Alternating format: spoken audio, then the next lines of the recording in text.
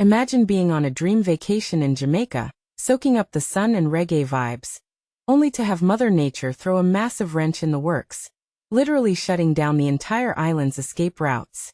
That's the terrifying reality facing hundreds of British holidaymakers right now, as Jamaica's key airports grind to a halt in anticipation of Hurricane Melissa's impending fury. But here's where it gets controversial. In an era of climate change amplifying these storms, is it fair to blame tourists for choosing tropical getaways, or should governments and airlines shoulder more responsibility for these disruptions? Let's dive into the details and unpack what's happening, so even if you've never tracked a hurricane, you'll understand why this one's a game changer. The heart of the issue lies with Hurricane Melissa, a powerful storm barreling toward the Caribbean. It's slated to slam into Jamaica as a full-blown major hurricane on Tuesday, October 28, bringing unprecedented chaos. The UK's Foreign Office is sounding the alarm, predicting extraordinary amounts of rain blanketing the entire island, up to a staggering 700 millimeters in some areas. To put that in perspective, that's like dumping the equivalent of over 2 feet of water in just a few days, enough to turn streets into rivers and overwhelm drainage systems. On top of that, expect ferocious storm surges lapping at the coasts, with waves potentially soaring up to 4 meters high, and hurricane-force winds howling at speeds up to 135 miles per hour. Experts warn of catastrophic flash floods and landslides that could reshape landscapes and endanger lives. The Jamaican Meteorological Service echoes this grim outlook, specifically cautioning about deadly storm surges and towering waves battering the south coast from late Monday into Tuesday morning. For anyone out on small boats, like fishermen working the quays and banks, staying docked in safe harbors is non-negotiable until the all-clear is given and conditions calm down. And this is the part most people miss.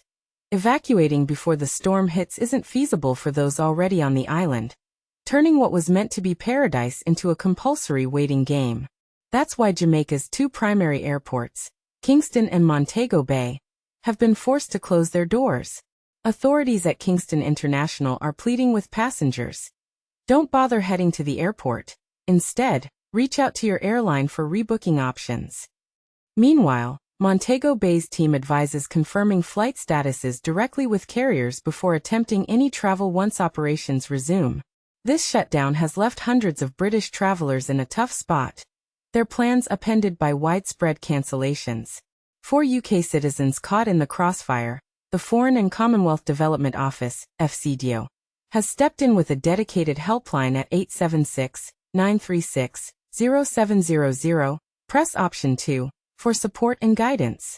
Among the affected airlines, Virgin Atlantic has taken proactive steps by canceling its Monday flight from London Heathrow to Montego Bay, along with the return leg, prioritizing safety amid the brewing tempest.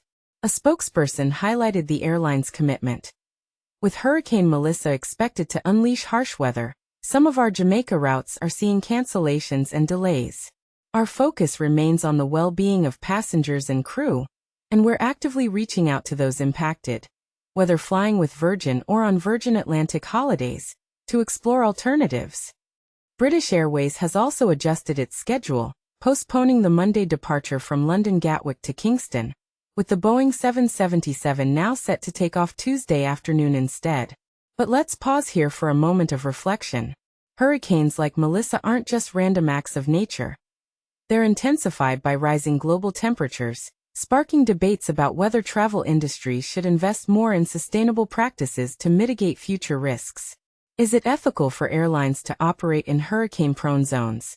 Or should stricter regulations protect vacationers from these increasingly frequent disruptions? And what about the stranded tourists? Do they deserve compensation for lost time and dreams? Or is this just the price of chasing adventure in volatile climates? I'd love to hear your thoughts. Do you side with stricter travel advisories to prevent such situations? Or do you argue that personal responsibility plays a bigger role? Share your opinions in the comments below. Let's turn this into a conversation about balancing thrill-seeking with environmental realities.